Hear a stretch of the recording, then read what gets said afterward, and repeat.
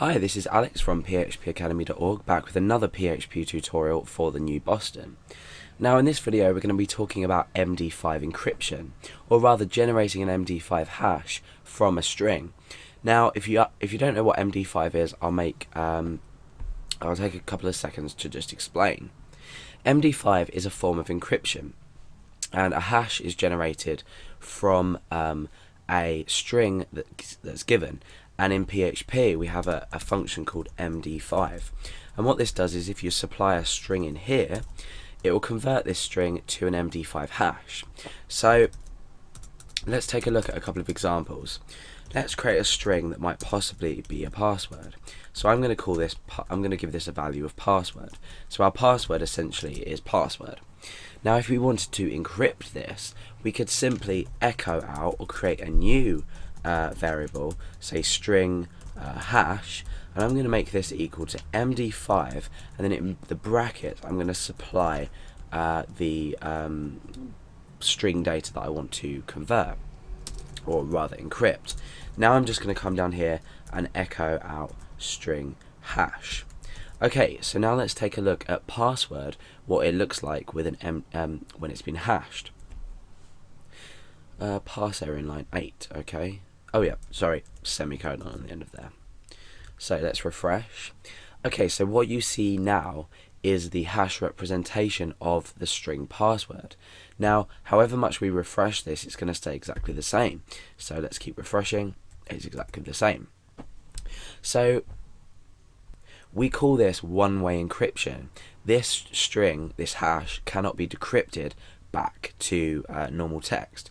The only way we can do this is take an input and match it to the actual hashed version of the input.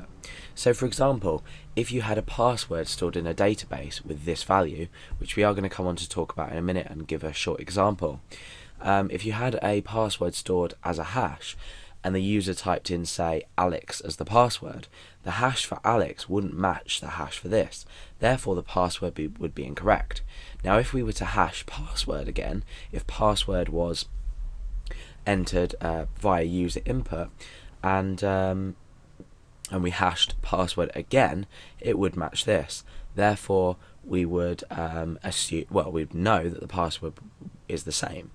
So if this doesn't make sense, I'm going to create a new file and I'm going to copy and paste this hash over into this file. Let's paste it in there. And we're going to call this hash.txt. So obviously this would be an unsecure way of storing a password because someone would be able to access it.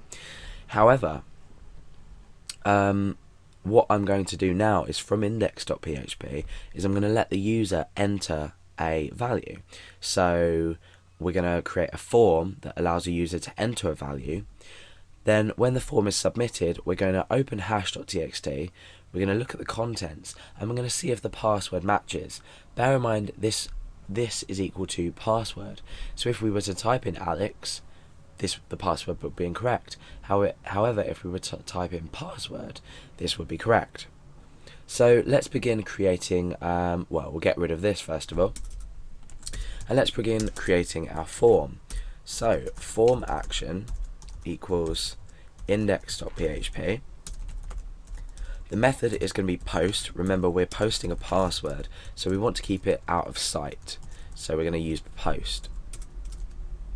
And when you are sort of using login forms or register forms, you should always use the post method as well, because we've got a lot of data to process, as well as we wanted it to look as clean as possible.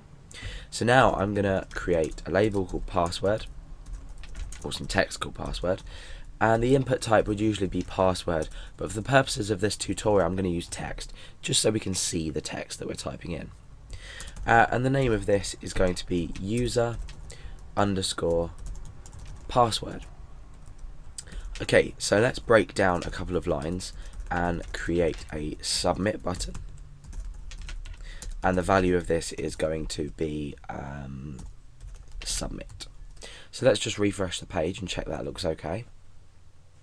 Okay, so we've got the option to type in the password here. You can see what I'm typing, whereas if we were to use the password type, which you'd obviously always use for passwords, then we wouldn't be able to see the data. So let me just change this back to text. Okay, so the next thing we want to do is up here we want to check that a password has been entered into the box and the form itself has been submitted. So we do this, we start an if statement, and this here is going to be the block that runs if this is evaluated to true. So the first thing we need to check is if the input type has been set, therefore the form has been submitted. So we can say is set post user underscore password, and we're also going to check if the password isn't blank, so we're going to say is not empty, not a semicolon there, sorry, and then we're going to specify this post again, so user password. Okay, so presuming that the form has been set and the password has been entered, we're now going to echo out something just to confirm this to us as programmers before we continue to the next step. So let me type, let me just refresh the page first of all. Let me just type password in here. And I'm going to click submit. And you can see that we've got this little message, confirmation message coming back. However, if I submit it without any data in, nothing happens. So the user is going to have to type in a password. We could also, let's say, else here. We could echo, please enter a password. Okay, so obviously we're not going to be echoing out okay to the user. That was just for our benefit. Now the next stage is to set a new variable with this password value in. It's not necessary, but it just allows us to program a lot quicker. So we're going to say user underscore password. You can name this variable anything you like, and that is going to equal $_post and then user password. So we're just creating a shorthand way to reference this posted variable. If we reference this outside of this if statement, we may come across an undefined index error. So we reference this inside here. Okay, so the next thing to do is to open up this file called hash.txt, and we want to grab this value here and then compare it to the password that's entered. Now we're obviously not directly comparing it, because if we were directly comparing it, the user would have to type this password hash in. Or if we were storing it as plain text, we wouldn't have to do anything to it, because that would avoid the point of talking about MD5 hashes.